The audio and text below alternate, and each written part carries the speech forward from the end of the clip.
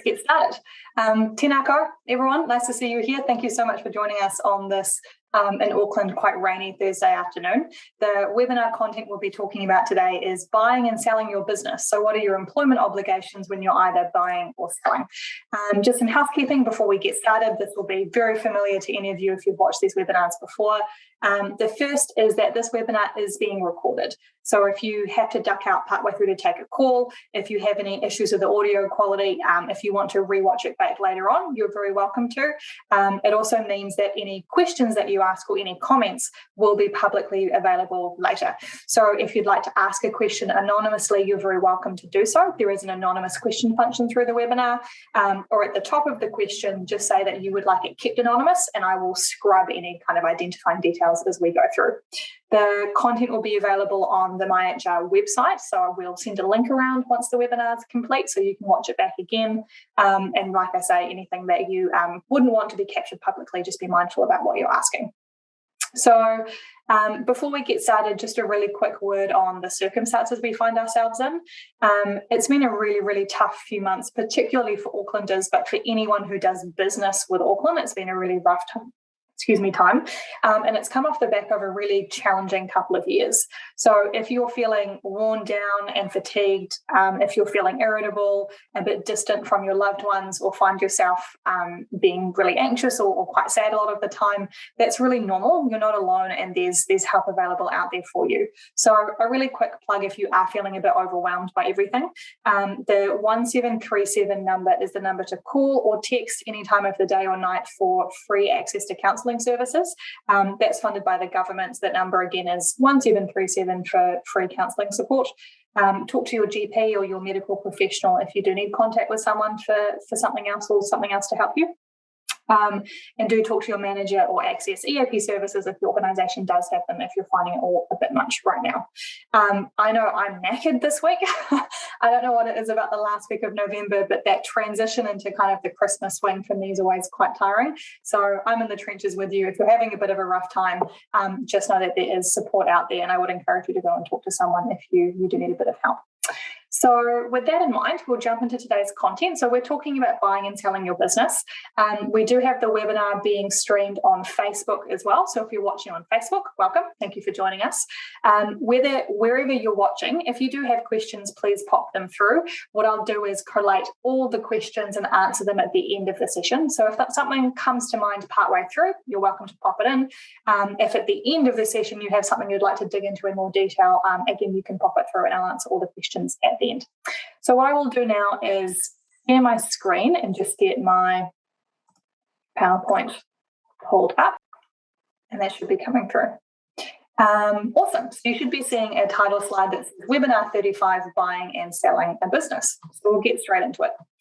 The first thing we'll talk about are some of the obligations that govern the sale and purchase of a business and the difference between a share sale and an asset sale, because that's important for this conversation. We'll talk about when you're obliged to inform your team and have that conversation with them. We'll look specifically at your employment obligations when selling and your employment obligations when buying, and then plenty of time for questions. So I'm expecting this will take about 20 to 25 minutes to run through, and then another 20 to 25 minutes for questions. These sessions really do genuinely come alive when there is a lot of discussion, lots of stuff coming through. So I would encourage you to put any question you have through today, nothing too small or too simple or too basic. We welcome discussion of all kinds. So selling and buying a business is a bit of a big deal. Anyone who's ever been through the sale process knows that there's quite a lot to make happen. So the first thing to clarify is the difference between a share sale and an asset sale.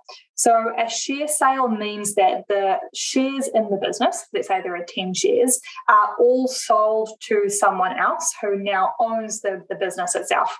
So if I had a business with my partner and we both owned 5 shares in the business, and we sold all 10 of those shares to my cousin who's going to run Sylvie Thrush Marsh's Magic Amazing Hair Salon Limited, whatever it was, that is a share sale, not an asset sale, and it doesn't trigger any of these obligations that we'll be talking about today.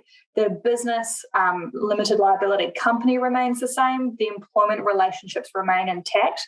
You don't need to do anything with your employees if there is a share sale. An asset sale, though, is when the actual entity itself is sold to another entity or to another individual. So when there is an asset sale, that is what triggers all of these employment obligations, because the employer of the employees is changing. The legal framework in which those employment relationships sit is changing, which triggers all of these obligations we'll be talking about today. So just to clarify, a share sale, nothing happens to your employees. It's just ownership changing in the back end. Where there is an asset sale, that is what triggers all of these obligations to think about and all of the pieces we'll be talking about today. So, of course, you have financial obligations when you sell a business. New Zealand doesn't have a capital gains tax, for example, but there are other tax liabilities that you'll need to look at. I'm not an accountant, bless us, we need them among us. So if you have questions about purchasing or selling a business, get some specific financial advice. There's lots to be mindful of here and lots of ways it can go wrong. So do check in if you're in the process of getting this sorted. There, of course, are administrative obligations. So lodging the change in ownership with the company's register and doing all of that kind of work is part of the process to go through. And what we'll be focusing on and talking about today are your employment obligations to the employees of a business you are purchasing or to the employees of a business that you are selling. And that's what we'll cover off. The question we get asked a lot, because we support businesses, we probably do maybe one a week or two every 3 weeks through a sale process to manage the exit of the owners of one business and to sell the asset to another buyer. So the question we get asked a lot is, when do I tell my employees? How do I inform them that we're looking at selling the business?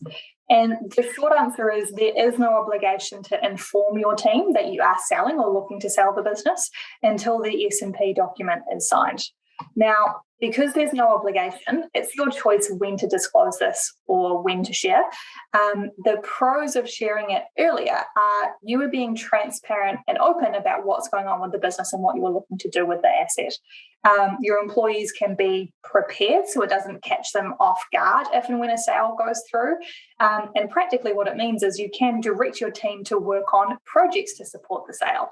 So whether that's doing a big tidy up of your IT systems as a job you've put off for a while, but kind of has to happen before the sale goes ahead, whether it's doing some customer work to give your customers a bunch of love to prepare them for new owners coming in, whatever the practical steps are that you want to take to make your business as shiny and as prepared for a sale as possible, it's a lot easier to ask people to work on stuff that might not otherwise be a priority in the kind of business as usual world if they know why they're being asked that and they kind of know what's going on in the background.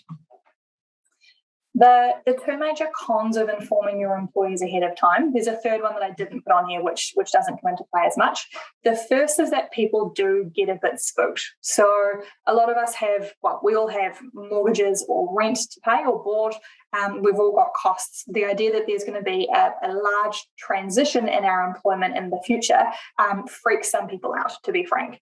So if you have people think that it's a sinking ship and a bunch of them bail, you suddenly have a resourcing problem because you still have to keep the operation turning over. You can't just pause it while you're going through the sale process. So it does become a resourcing problem, and bringing new people on can be quite delicate when you're looking at selling a business.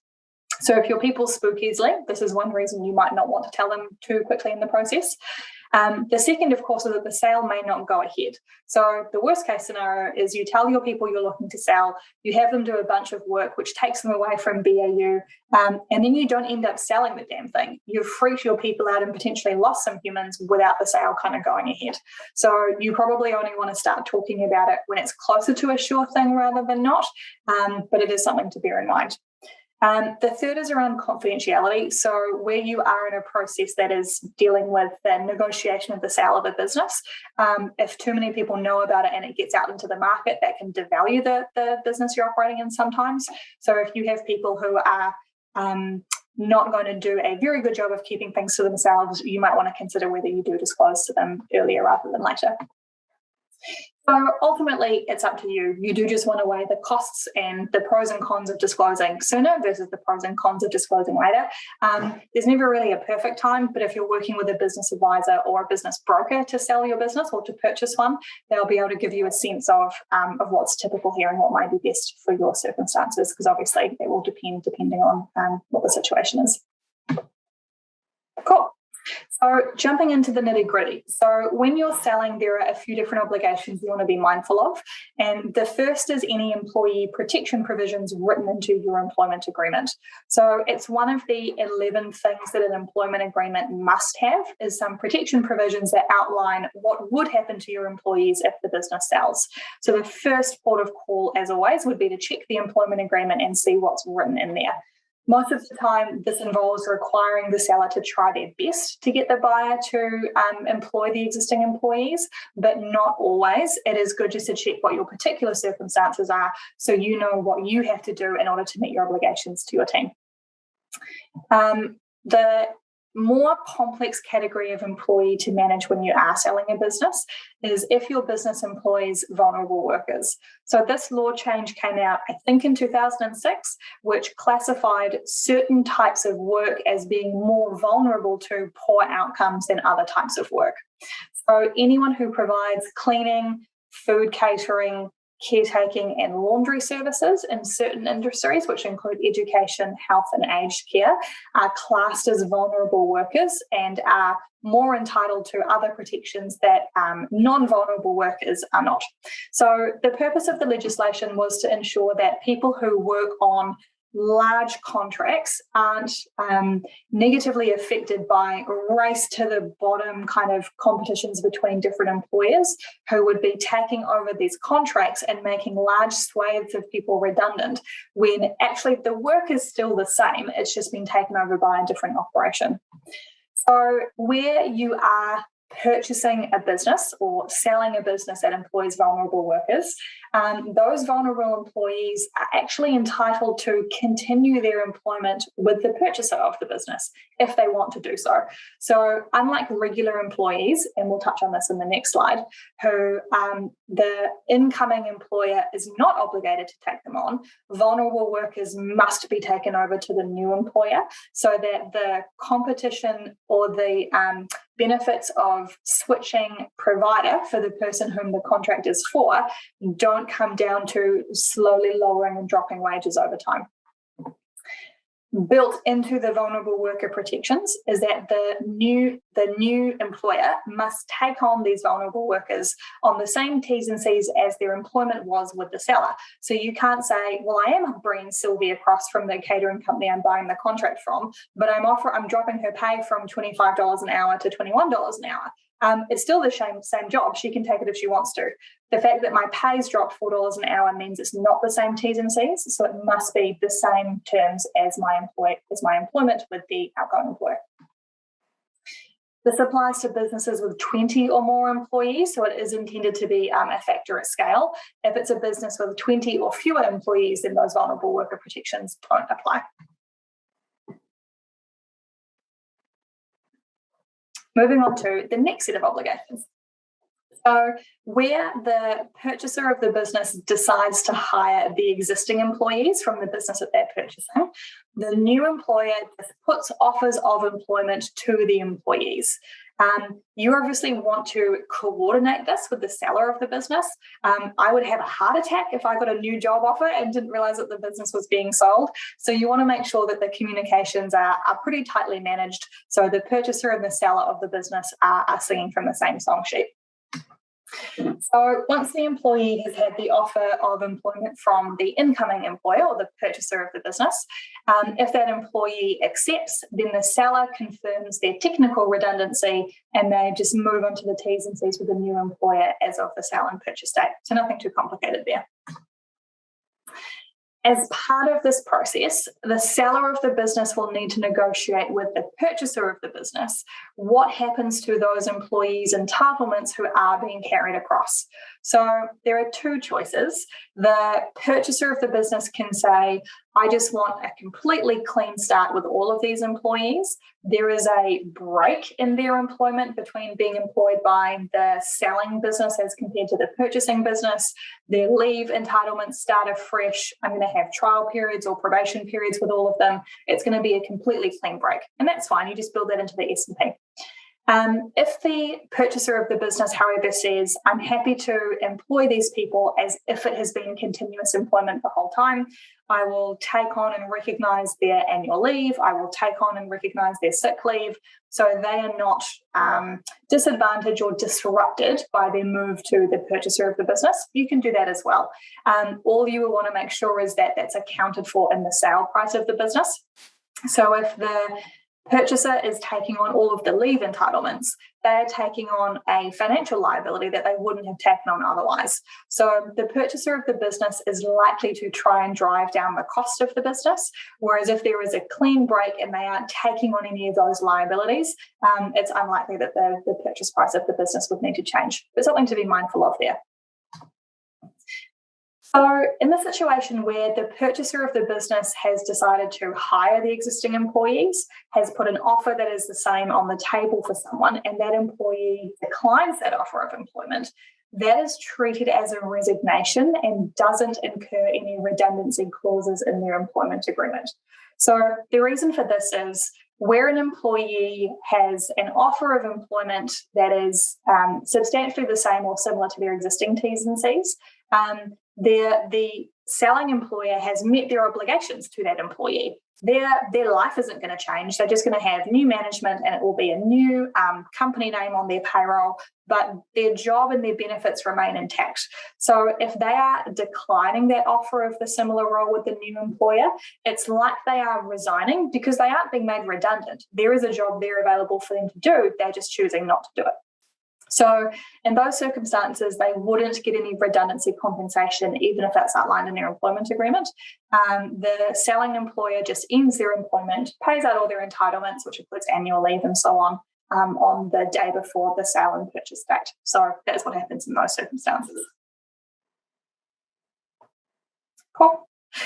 If the purchasing employer decides not to hire employees from the selling employer, this is where it gets quite complicated and where we see a lot of our clients get a bit tripped up because they're not expecting it to be this back and forward.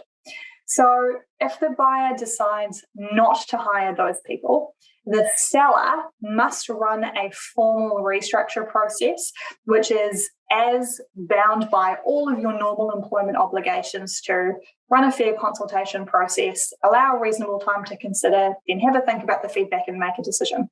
Now, this feels a bit silly because the obvious outcome is that you have agreed to sell your business and there will not be jobs for these people. So the outcome is a bit foregone. That doesn't remove the fact that you still need to consult with them about the end of their employment. And as anyone who's worked with me or any other HR professional before knows, a consultation process is where you are outlining the story that has led to you proposing to make this person redundant. It's normally in a letter. You give that letter to the employee and they get some time to seek advice and form a response. They come back to you to give their feedback, which might be, this is really shitty and I'm not happy about it, which is fine. You then need to consider their response and then decide on an outcome. And the outcome is going to be redundancy because you've already sold the business. So that process can take anywhere from about 8 working days to like 3 weeks. So a week and a half to 3 weeks, depending. So you cannot agree on a sale and purchase date a week, and that's a week later, and then try and squeeze the consultation process into 5 working days before the sale is confirmed. And the reason I say that is, even if you confirm redundancies before the sale and purchase date arrives, you must still pay these employees their notice period.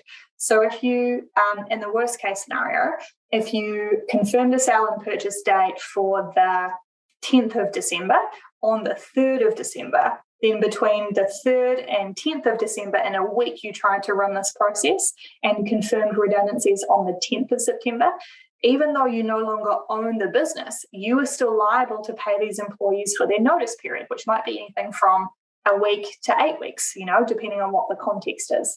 So the sale and purchase date isn't a guillotine that slices and ends your obligations to your employees. Even if you don't own the business any longer, if you haven't managed the timing of the consultation process well for anyone the buyer has decided not to hire, you may end up paying notice periods beyond your ownership of the business. This catches probably half of the people we work with around business sales out. They don't expect that to be the case. So if you or your team are looking to sell an operation, please be aware that you will need to be a bit careful about the timing. Otherwise, those notice periods will go beyond your ownership of the business. So you've run the consultation process, you've confirmed the end, you're either paying people out their notice periods or they're working through them. You will just end their employment and pay out all entitlements as you normally would when ending someone's employment. So if you are the person who is purchasing a business, the good news is you have way less to worry about. You have far fewer obligations to the employees of the outgoing business because they ain't your employees, they're the employees of someone else. So as part of the sale and purchase process, you can choose whether to hire the employees from the business you're looking to sell. If they are vulnerable workers, you must take them on, but assuming they're not vulnerable workers, you can choose not to. As part of this process, you can review their individual employment agreements, you can hold interviews, you can decide to bring some of the employees on and not others. You've got a lot of flexibility in terms of how you manage this. If you do decide to hire some of those employees, new offers of employment must be provided with fair and reasonable time to review. So you couldn't offer them employment agreements on the 9th of December when the sale and purchase date's the 10th. That's not a fair time to review, and you might end up with a business with no one to run it. And like we touched on earlier, their employment can either start fresh, brand new, in which case you can use trial and probation periods. You start from scratch with their anniversary dates, so they won't be entitled to annual leave for a year, although that's changing with the Holidays Act changes coming through, and you won't have those liabilities existing. So it can start fresh or it can be continuous. You just want to make sure you're negotiating to account for those costs in the sale and purchase process. So having flown through our content today, I'm keen to take some questions about this. I will just jump out of my webinar sharing so I can see your questions come through. But if there's anything you would like to understand in more detail about any of that content, I really welcome those questions. I'll be checking in on the webinar and also checking the Facebook stream if there's anything come through there. So we'll give it a couple of minutes to see if anything comes through. And I will just jump into Facebook to see if there's anything on there at the moment as well.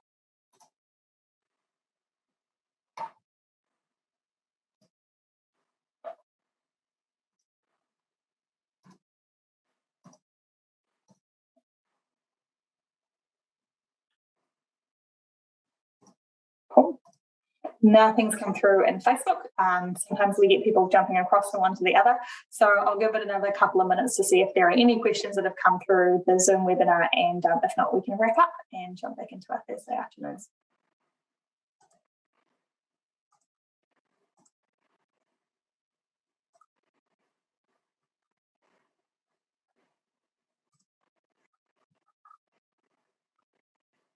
Awesome. Okay. Doesn't look like there are any questions. It's certainly our first webinar in a while. It's also our first webinar that hasn't been COVID related in a while. So thank you for joining us today regardless. Like I said earlier, the webinar recording will be made available on the MyHR website for you to review later on. If there's anything else you would like us to run webinars on, we'd be very keen to get that feedback from you. So drop us an email. You're welcome to get in touch at help@myhr.works, and the number to call us on is 0800 69 4769. So that website again, or the email is help@myhr.works, and the number is 0800 69 4769. We have had one question come through from Peter. Thanks, Peter. Are staff obligations the biggest issue to consider when selling a business? That's a good question. I don't know if I would call them the biggest issue to consider. Probably more relevant is whether you are getting a good price for your business. That's probably top of mind. But your employment obligations are one of the kind of tidy up pieces that will get you into trouble if you're not aware of it. So having to pay out notice periods, having people leave the business ahead of the sale if they kind of get wind of what's happening. These can also cause problems.